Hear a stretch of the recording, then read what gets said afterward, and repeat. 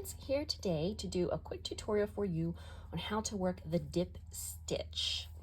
This is a stitch pattern that we've been seeing really just all over lately in a lot of different designs, and I'm currently using it in this design that I am slowly working on.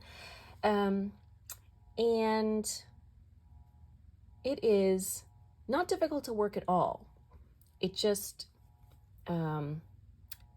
looks pretty different from other stitches we've seen, so it may look more complicated than it actually is. So I just wanted to do a quick tutorial for you.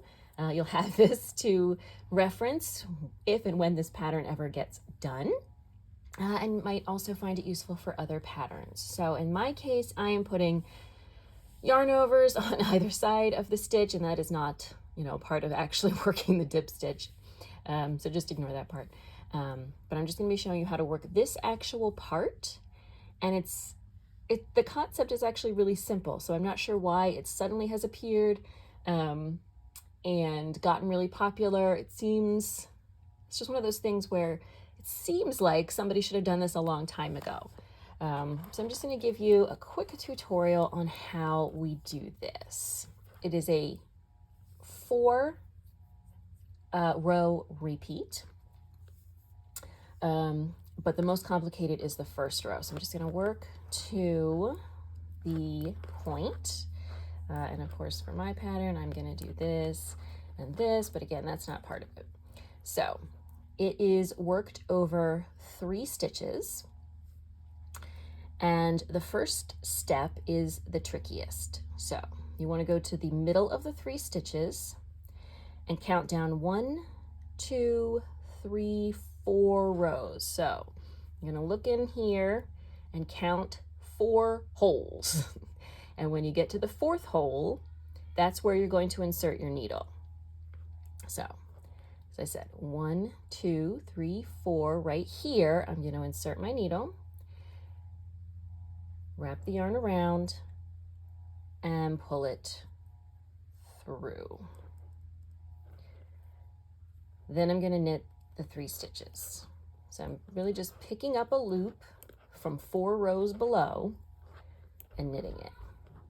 All right, and the next step can be a little fiddly. So now we're going to again count down 4 rows, and we actually don't even have to count this time. We're just going to look where we already pulled up that loop. Look where it's coming from. So it's right here.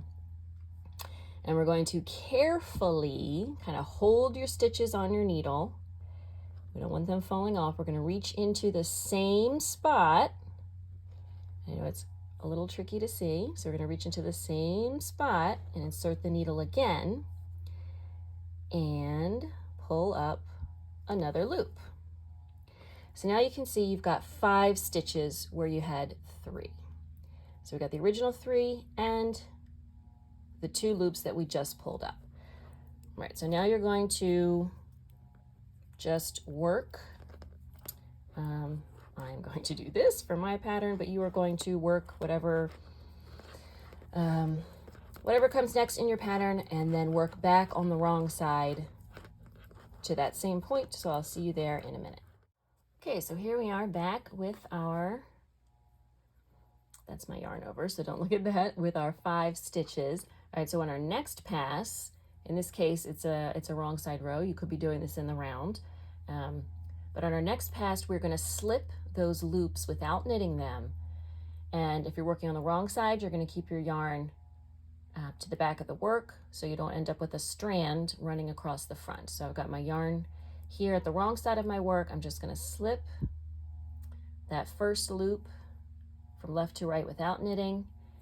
I'm going to purl the next 3.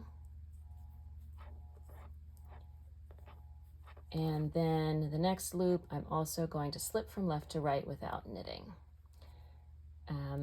And again, this is my yarn over that needs to be on the other side of this stitch marker. So that is what you're going to do on the second pass. And now again, we're just going to work back to that point again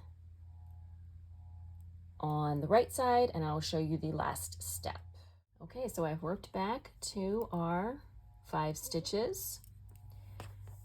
And the next part is quite simple. It's that you're going to knit this first loop together with the next stitch, knit one, and then knit the second set of stitch and loop together as well. So knit the stitch and the loop together. Get my stitch marker out of the way this time. Come on. Okay, there we go. We are going to knit those two together, knit the middle stitch, and then knit the last stitch and loop together. And that is it. On the fourth row of this pattern, it's a plain row. So if you are working flat, you just purl those 3 stitches. If you are working in the round, you knit those 3 stitches. Let me just knit a couple more stitches so I can show you this clearly out of the way. Okay, there we go. So again, the fourth row in the pattern repeat is to work a plain row. So either knit or purl the 3 stitches depending on whether you're working in the round or flat. And then on the next row after that, you start again with row 1. So you might see some variety in this. Maybe the number of rows down changes, or the number of stitches involved.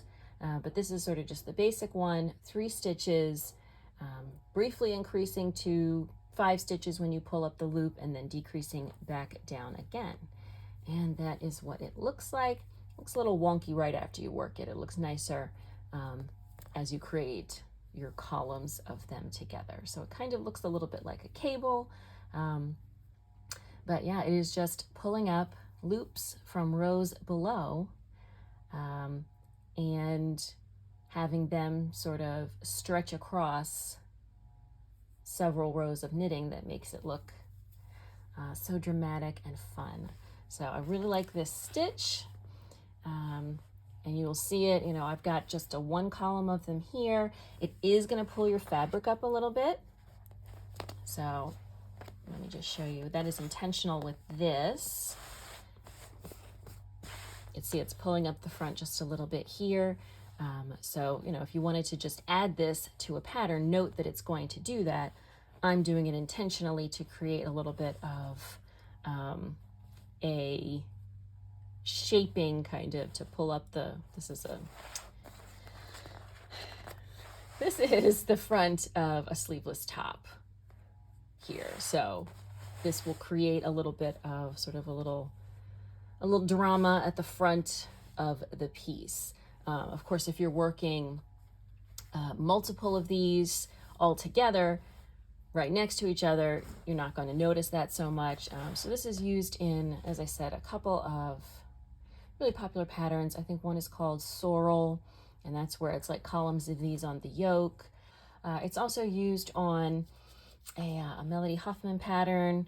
I can't remember the name, like Into the Trees or Into the Woods or something, where it is used on the raglan lines. So really the only thing to keep in mind is that working into the row below, it is going to shorten your stitches a little bit, squinch them up a little bit. So you may have to make adjustments for that if you're adding them to a pattern where that's not already done for you. But really cute stitch. I really like it. Hope you found this tutorial useful. Check back next Saturday for a brand new video here on the channel. Thanks. Bye.